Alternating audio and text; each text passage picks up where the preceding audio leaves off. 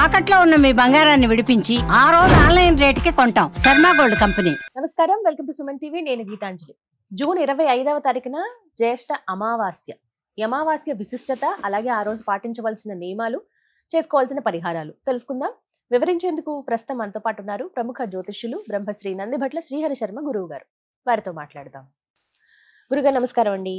వాగర్థావివ సంపృక్తౌ వాగర్థ ప్రతిపత్తయే జగతః పితరౌ వందే పార్వతీ పరమేశ్వరౌ. ఆదిత్యాయ చ సోమాయ మంగళాయ బుధాయ చ గురుశుక్ర శనిభ్యశ్చ రాహవే కేతవే నమః. శృంగేరి జగద్గురు పీఠాధిపతులకి, కంచి పీఠాధిపతులకి నమస్కారములు తెలియజేసుకుంటూ కార్యక్రమాన్ని ప్రారంభిద్దాం.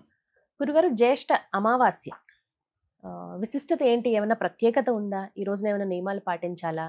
ఏమైనా పరిహారాలు చేసుకోవాలా? ఎవరు ఏ విధంగా చేసుకోవాలి తెలియజేయండి. జ్యేష్ఠ బహుళ అమావాస్య 25వ తారీఖు రోజున ఏర్పడిందమ్మా. మృగశిర నక్షత్రంతో కూడుకున్నటువంటి, ఆరుద్ర నక్షత్రంతో కూడుకున్నటువంటి అమావాస్య. అమావాస్య ప్రధానంగా ఇందులో విశేషం ఏంటంటే ఆరుద్ర నక్షత్రం రావడమే చాలా విశేషం. ఎందుకనంటే సహజంగా పిశాచ రూపాన్ని సూచించే గ్రహము రాహు. ఈ రాహు కింద చెప్పబడినటువంటి నక్షత్రములు ఏంటి? ఆరుద్ర, స్వాతి, శతభిషం. సో పిశాచ రూపం అంటే అర్థం ఏంటంటేనమ్మా, అంటే మరణించినటువంటి వ్యక్తి యొక్క ఆత్మ చక్కగా దివ్యలోకానికి చేరుకొని నరకమో స్వర్గమో ఏదో ఒకటి అనుభవించి మళ్ళీ జన్మెత్తాలి. అయితే దుర్మరణం పాలైనటువంటి ఆత్మలు, అంటే road accident, fire accident, suicide attempt, నదిలో బావిలో పడి చనిపోవడం, ఇంట్లోంచి వెళ్ళిపోవడం, లివర్ ఫెయిల్యూర్, కిడ్నీ ఫెయిల్యూర్, క్యాన్సర్తో చనిపోవడం, లేదా 60 సంవత్సరాల లోపల ఏ విధంగానైనా చనిపోయినా, ఎలాగైనా చనిపోయినా, అలాగే దీర్ఘకాలిక రోగాలు అంటే లివర్ ప్రాబ్లం, కిడ్నీ క్యాన్సర్ రోగాలతో పాటు చెప్పాలంటే నర్వ్ సిస్టమ్తో బాధపడుతున్న పెరాలసిస్ అట్లాంటివి, డయాబెటిక్, థైరాయిడ్, బీపీ, ఇవన్నీ దీర్ఘకాలిక రోగాలే కదా. చెప్పాలంటే ఇవన్నీ రోగాలతో బాధపడే వాళ్ళు కూడా ఈ పితృదోషాలలో ఉన్నటువంటి కుటుంబాల్లో ఇవి ఏర్పడతాయి. పితృదోషాలతో ఉన్నటువంటి కుటుంబాల్లో వచ్చేటువంటి ఇబ్బందులు ఏంటంటే తరచూ అనారోగ్య సమస్యలు అవుతుంటుంటాయి. ఆడపిల్లలే ఉంటారు కుటుంబంలో, మళ్ళీ ఇంటర్ కాస్ట్ రిలీజియన్ మ్యారేజ్లు అవుతుంటాయి, కుటుంబ సభ్యుల మధ్య అవగాహన ఉండదు, కుటుంబ వ్యక్తులు మద్యం, మత్తు పదార్థాల వంటికి లోనైపోతుంటారు, జైలు పాలు అవుతుంటుంటారు, డైవోర్సులు జరుగుతుంటుంటాయి, వ్యాపారంలో నష్టం వస్తూ ఉంటుంది. ఎన్ని పనులు చేసినా దైవం కరుణించట్లేదు, ఆ దేవుడు లేడు అన్న వాళ్ళకే ఈ పితృశాపాలు, ఇటువంటివి చెప్పినటువంటి సమస్యలు ఉన్న వాళ్ళందరూ పితృశాపాలు ఉంటాయి. ఈ పితృదోషాలు, పితృశాప ప్రభావాలు ఉన్నటువంటి కుటుంబాల్లో ఏంటంటే ఏ పని అనుకున్నా అయిపోతుందన్నట్టు అనిపిస్తుంది, ఆ పని కాదు. డబ్బులు బాగా సంపాదించి ఒక అనాలోచిత నిర్ణయం తీసుకొని ఎక్కడో ఒకడ దాన్ని ఇన్వెస్ట్మెంట్ చేయడం, పూర్తిగా నష్టపోవడం. ఫ్లైట్లో తిరిగిన వాళ్ళు సైకిల్ మీద తిరగాల్సిన పరిస్థితి వస్తుంది. ఒక ఉద్యోగము సరిగ్గా ఉండదు, గొప్ప చదువుతారు, పిహెచ్డీలు చేస్తారు. ఇప్పుడు రోడ్డు మీద ఎంతో మంది పీజీలు చేసి, పిహెచ్డీలు చేసి అడుక్కునే వాళ్ళు ఎంతమంది లేరు? మన సుమన్ టీవీలోనే ఎంతమందిని ఇంటర్వ్యూ చేయలేదు? గొప్పగా చదువుకుంటుంటారు. ఏం కర్మరా అనంటే ఆ దోష ప్రభావాలు ఉన్నప్పుడు అవి. ఇంకా చెప్పాలి అంటే పెళ్లిళ్ళు కావమ్మా. ఈ కాలంలో పెళ్లిళ్ళు కాక ఇబ్బంది పడుతున్నారు అని అంటే పితృదోషమే, సమస్య లేదు. 1కి 4-5 పెళ్లిళ్ళు అవుతున్నా సంతానం కలగకపోయినా పితృశాపమే. ఇక తల్లిదండ్రుల మాట పిల్లలు వినట్లేదు, చెడ్డదారిలో పోతున్నారంటే పితృశాపాలు ఉంటేనే. లేకపోతే పూర్వకాలంలో ఇవన్నీ ఉన్నాయా? ఎక్కడో రేరుగా ఉండేది. ఇప్పుడు ప్రతి కుటుంబంలో ఉంది. అంటే ఒక రకంగా చెప్పాలి అంటే 100కి 99% మంది ఈ పితృశాపాలతో బాధపడుతున్నారు. కాబట్టి ఇటువంటి అమావాస్య అద్భుతమైనటువంటి కలయిక. ఆరుద్ర నక్షత్రము అమావాస్య ఉన్నటువంటి రోజున సాధారణంగా పితృదేవతల్ని ఆరాధన చేయాలి. ముఖ్యంగా అంటే పిండ ప్రదాన కార్యక్రమం మరియు తిలలతో తర్పణాది కార్యక్రమాలు చేయాలి. ఇవేవీ చేయలేనటువంటి వాళ్ళు బ్రాహ్మణుడికి స్వయంపాక దానం చేయాలి. పితృశాప ప్రభావాలు ఉన్న వాళ్ళు పితృదోష పరిహారం చేసుకోవాలమ్మా. చాలా మంది అనగానే చెప్పగానే గూగుల్ తల్లి ఉంది కదా మనకు, సిరి ఏంటి ఇవన్నీ చెప్పనగానే అన్ని చెప్పేస్తుంటది కదా, అలాగే గూగుల్ తల్లి దగ్గరికి వెళ్ళిపోతాం. పితృదోషము ఎక్కడ అనగానే అన్ని లిస్టు పంపిస్తుంటది. టకటక మన వాళ్ళు అద్భుతం, గురువు గారు పితృదోషాల గురించి చెప్పారు, మనం గూగుల్లో చూసుకున్నాం అనగానే అటు ఎక్కడో మహారాష్ట్రనో లేకపోతే తమిళనాడో లేకపోతే కర్ణాటకలోనో ప్లేస్లు వస్తాయి. వాళ్ళకి ఫోన్లు చేస్తారు.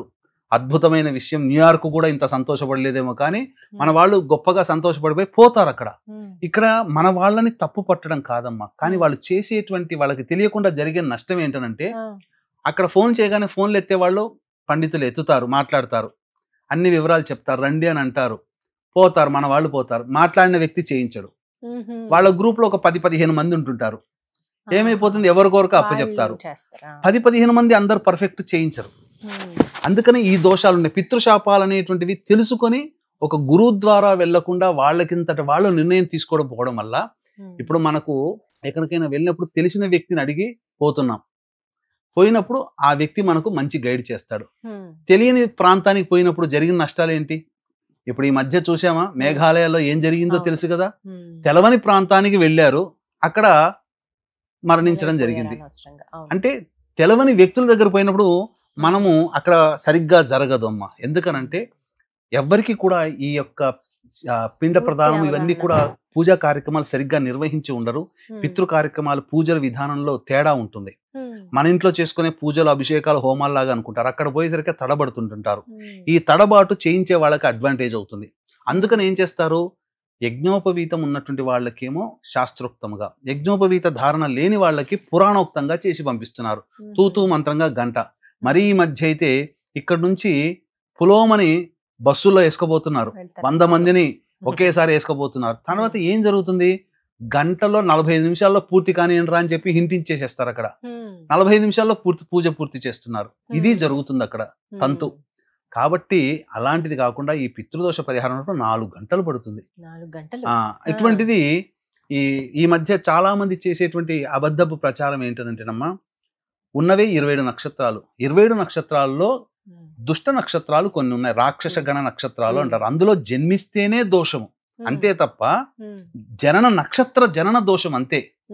కానీ ఏకరు పెట్టేస్తారా, ఆకారం నుంచి ఆ అన్నట్టుగా లెక్క పెట్టి ఆహా వరకు చదువుకుంటూ పోతారు కదమ్మా. అట్లా 19 ఉన్నవి 27 నక్షత్రాల్లో 19 నక్షత్రాలు ఏదో పాట పాడినట్టు చదువుకుంటూ పోయి ఆ 19 నక్షత్రాల్లో పుడితే పితృదోషం అంటున్నారు. ఇది ఎక్కడా శాస్త్రంలో లేదు. ఇటువంటివన్నీ కూడాను జనాలు తెలియక మాకంటే మాకుంది అనుకుని పోయి చేసుకుంటున్నారు. తద్వారా ఏమంటారు, తలకాయ నొప్పి లేస్తే మోకాలికి మందు రాసినట్టుగా ఉంటుంది. కాబట్టి అటువంటివి చేయకూడదమ్మా. కాబట్టి డైరెక్ట్ గా వెళ్ళి చేసుకోవడం కంటే కూడా ఒక గురువు ద్వారా వెళ్ళడం అనేటువంటిది సహేతుకం. ఏమవుతుంది, పెద్ద తేడా ఏమీ రాదు, 1000-2000 తేడా ఉంటుంది అంతే. స్వయంగా వెళ్ళినా గురువు ద్వారా వెళ్ళినా ఒక 1000-2000 తేడా ఉంటుంది అంతే తప్ప పెద్ద మార్పు అంటూ ఏమీ ఉండదు. కానీ మీకు ఎటువంటి అంటే ఆ 1000-2000 కోసం మొహం చూసుకుంటే రేపు పొద్దున ఏమవుతుందంటే సరిగ్గా చేయించకపోవడం వల్ల ఫలితం రాదు.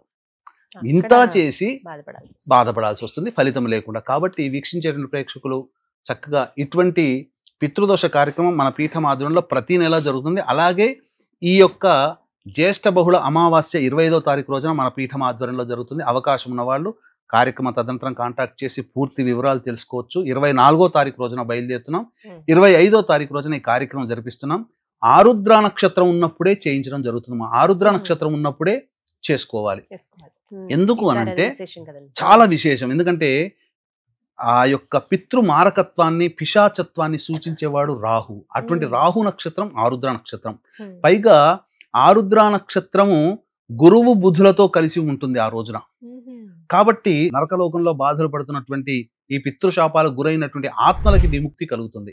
సింపుల్ గా ఎందుకు చేసుకోమంటారనంటే చనిపోయినటువంటి వాళ్ళ యొక్క ఆత్మ మోక్షాన్ని పొందకుండా, వాళ్ళ డెస్టినీ వాళ్ళు వెళ్ళకుండా ఏమవుతుందంటే ఒక రకమైనటువంటి బాధను అనుభవిస్తుంది. అది నరకయాతన అంటారు. నన్ను ఎవరైనా మీ వాళ్ళ వంశంలో వాళ్ళకి తెలియజేస్తుంది. ఆ తెలియజేసే క్రమమే ఈ యొక్క కష్టాలు నష్టాలు అనేటువంటివి. ఇప్పుడు ఎందుకు మనకు కష్టాలు పడుతున్నాం రా అంటే దీనికి కారణం ఈ పితృశాపాలు. కాబట్టి ప్రతి ఒక్క కుటుంబంలో ఈ యొక్క పితృదోషాలు ఉన్నాయమ్మా. కాబట్టి ఖచ్చితంగా చేసుకోవాల్సిందే. మారు బలులు కోరుకుంటాయి. ఒకసారి జరిగింది మళ్ళీ ఇంకొక మారు బలులు జరుగుతుంది. కాబట్టి అవకాశం ఉన్న వాళ్ళు చక్కగా ఈ యొక్క కార్యక్రమంలో 24వ తారీఖు రోజున బయలుదేరుతున్నాం. 25వ తారీఖు రోజున కార్యక్రమం జరిపించుకొని మళ్ళీ 26 ఉదయం కల్లా వచ్చేస్తాం. కానీ ఎట్టి పరిస్థితుల్లో కూడా ఇప్పుడు చెప్పినటువంటి కొన్ని 19 నక్షత్రాలు చెబుతుంటుంటారు. ఆ నక్షత్రాలు పుడితే పితృశాపము కాదండి. ఉన్న 27 నక్షత్రాల్లో 11 నక్షత్రాలు పుడితే నక్షత్ర జనన దోషము. అసలు పితృశాపం అంటే ఇంతకుముందు చెప్పినటువంటి లక్షణాలన్నీ మీ కుటుంబంలో ఉంటేనే పితృదోషము తప్ప నక్షత్రంలో పుడితే పితృదోషము అది శాస్త్రము కాదు. అది అటువంటి దాన్ని మీరు గ్రహించకండి అని చెప్పవచ్చు. ధన్యవాదాలు. సర్వం శ్రీ ఉమామహేశ్వర పరబ్రహ్మార్పణమస్తు.